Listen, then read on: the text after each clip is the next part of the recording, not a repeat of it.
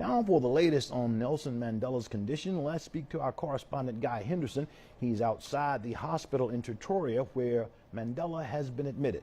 Guy, hello, and is there any new information about when Mr. Mandela might be allowed to leave the hospital?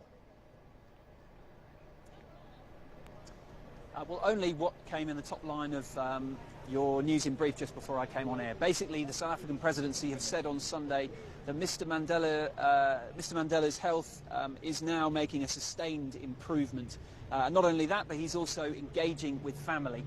So after what was initially a very anxious few days for the South African public and millions of people, millions of concerned admirers from across the world, it does seem now that Mr. Mandela's improvement, Mr. Mandela's health is making a slow but sure improvement. Of course, back on Wednesday was really the first bit of good news we'd had since he was hospitalised. That came from Jacob Zuma, saying only that he was beginning to respond to treatment.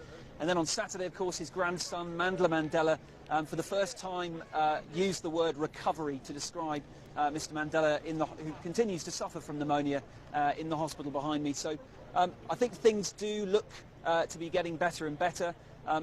It is, when you're 94 years old, really against the odds to continue repeatedly to recover from pneumonia, but as it stands, Nelson Mandela does appear to be defying the odds. He does appear to be recovering. Now, Guy, this Sunday, of course, is an important day there in South Africa. It's Youth Day. What is this all about, and what kind of activities are taking place there on Youth Day in South Africa?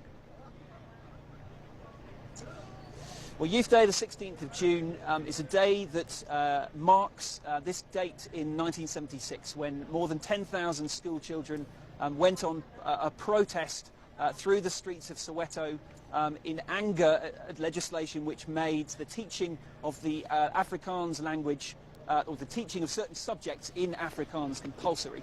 Now, the police confronted those school children. The police opened fire.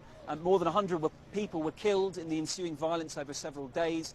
Now, that protest was in fact crushed at the time, but it basically led to a resurgence of the domestic struggle inside South Africa against apartheid rule. So it was really a key moment in the country's history, and the very slow beginnings of the end of apartheid, although it would take another 50 or more than 15 years for apartheid to actually end.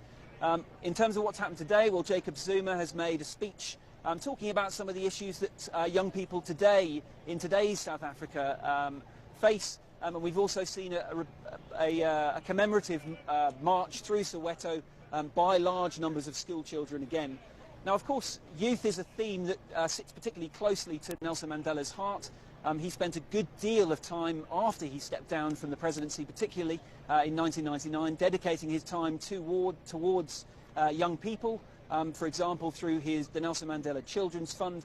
And of course, it was Nelson Mandela, the young man, who in the 1950s, with a group of other so-called young radicals, managed to effectively take over the leadership of the African National Congress and launch this new era of much stiffer resistance to white rule in South Africa. So it is a theme that's particularly close to Mandela's heart, and obviously a lot of well wishes on this Youth Day for this ailing icon, who continues for now the end of an 8th day to receive treatment for pneumonia in the hospital behind me.